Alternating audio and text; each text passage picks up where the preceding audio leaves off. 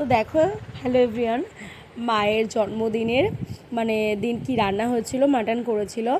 তো যেহেতু আমি বাড়ি ছিলাম না, আমি কেক টেক আনতে গেছিলাম, ওই জন্য বাড়িতেই দাদাই মাটন করছিল। ও যেহেতু ভালো পারে করতে।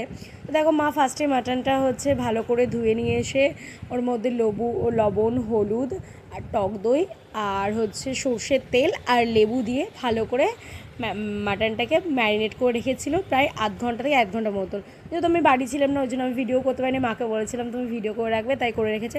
তারপরে দেখো, এই যে কষাচ্ছে, আরও স্টেপের ভিডিওগুলো করা হয়নি যেহেতু করে দেয়নি। আর এই দেখো, মাটনটা নামানো হয়ে গেছে। কালারটা দেখেই বুঝতে পারছো কতটা ভালো হয়েছে, দুর্দান্ত হয়েছিল। আমার তো ভীষণ ভালো লেগেছে।